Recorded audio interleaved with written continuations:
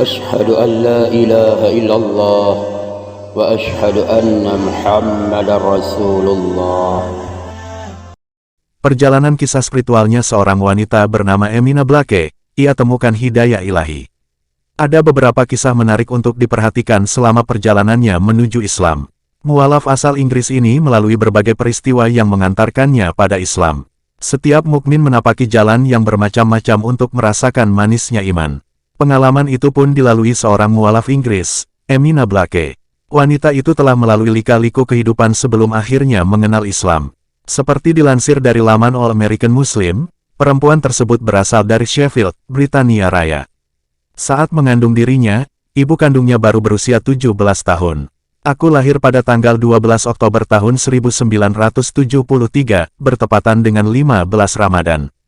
Aku adalah anak yang tak teringinkan. Otoritas lokal kemudian membawaku, sebagai bayi usia 1 bulan, ke sebuah panti asuhan, kata Emina menuturkan kisahnya, seperti dikutip Republika dari All American Muslim beberapa waktu lalu.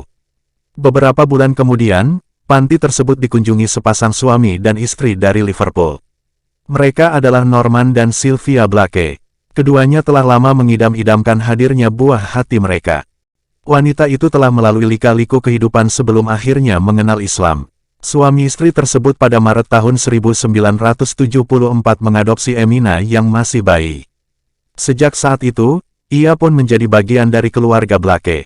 Dari tahun ke tahun, mereka selalu memberikan dukungan, kasih sayang, dan cinta kepadanya. Emina tumbuh menjadi seorang gadis yang ceria. Ia sangat dekat dengan ayah angkatnya. Norman Blake sehari-hari bekerja sebagai dosen.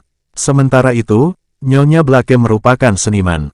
Seperti umumnya anak-anak muda, Emina pun memiliki banyak teman. Sayangnya, ia mudah terpengaruh oleh pergaulan yang kurang baik. Dalam arti, gadis ini cenderung menyukai pesta atau menghabiskan waktu dengan jalan-jalan, bukannya belajar.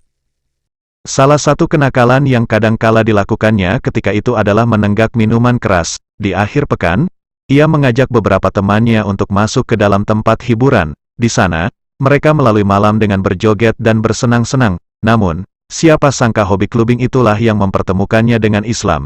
Cerita bermula sejak dirinya berkenalan dengan seorang kawan baru, Laila, demikian namanya, merupakan perempuan Inggris keturunan Pakistan. Walaupun seorang Muslim, Laila beberapa kali ikut dalam pesta minuman keras di klub bersama dengan Amina.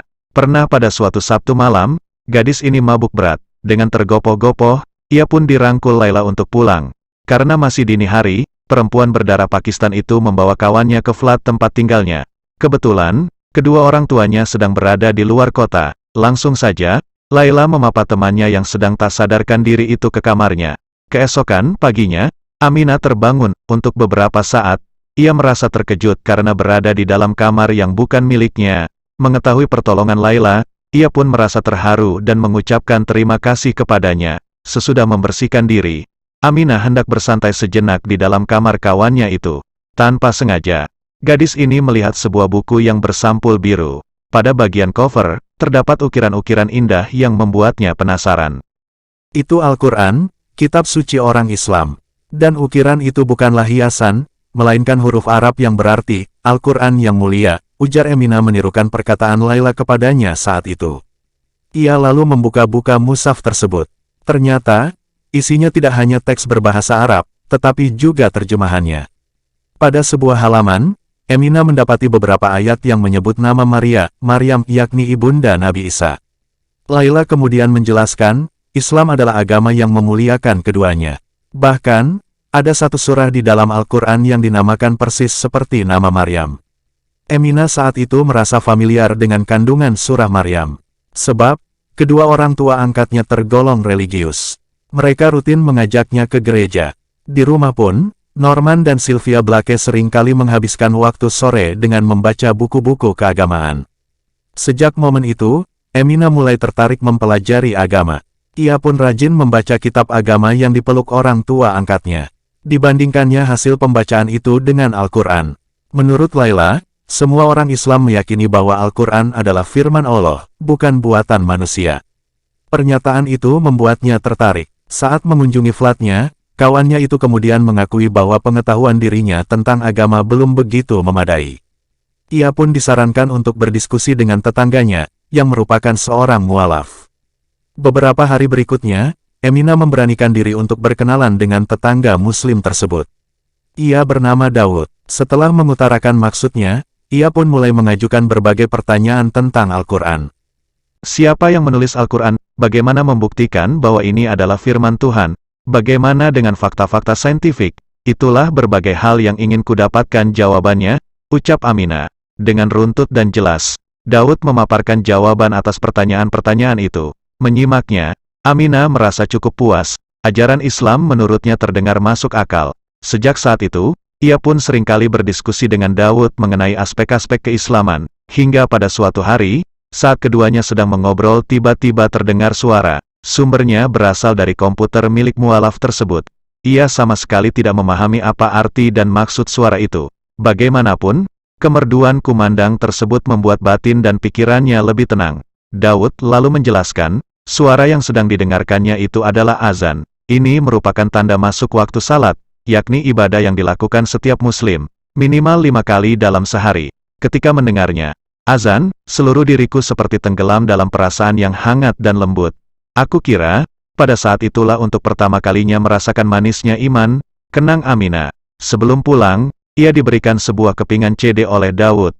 Benda itu berisi rekaman video dakwah yang berjudul, Ar-Risalah, pesan, durasinya sekitar 3 jam. Aminah mengatakan, dirinya akan menonton tayangan itu hingga tuntas. Dalam beberapa pekan ke depan, ia membagi waktunya untuk dapat menamatkan Ar-Risalah. Ada salah satu bagian dari video tersebut yang membuatnya terkesima, yakni perihal sejarah azan. Muazin pertama dalam historiografi Islam adalah Bilal bin Rabah.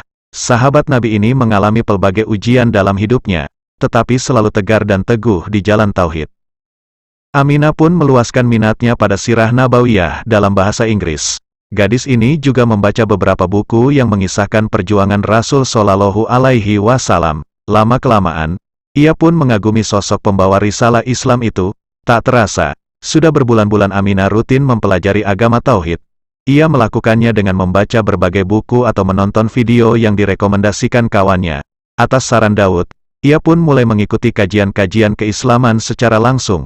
Ada satu masjid yang berlokasi cukup jauh dari rumahnya. Di tempat ibadah ini, terdapat seorang imam yang mengikuti tarekat sufi. Pada suatu hari, Aminah pun ikut dalam pengajian yang digelarnya. Setelah beberapa pertemuan, ia memberanikan diri untuk meminta izin berdiskusi. Sang imam dengan senang hati menerimanya. Kesempatan ini dimanfaatkannya untuk mengajukan berbagai pertanyaan tentang Islam.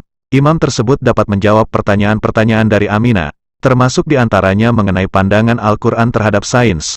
Ulama itu menjelaskan, banyak ayat dalam kitabullah yang menyuruh manusia untuk menggunakan akal pikirannya. Dengan memanfaatkan potensi akal, setiap insan dapat merenungi kemahakuasaan Allah.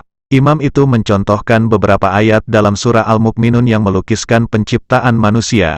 Aminah tidak menyangka, proses biologis, mulai dari pembelahan sel, kemunculan embrio, hingga perkembangan bayi dalam rahim, itu dideskripsikan dengan detail dalam Al-Quran. Kitab ini tidak mungkin hasil kreasi manusia. Kitab ini diturunkan lebih dari 1400 tahun silam kepada seorang rasulnya. Ternyata, isinya dengan tepat menjelaskan fase-fase penciptaan manusia. Pada musim gugur tahun 1992, Aminah pun memantapkan hatinya.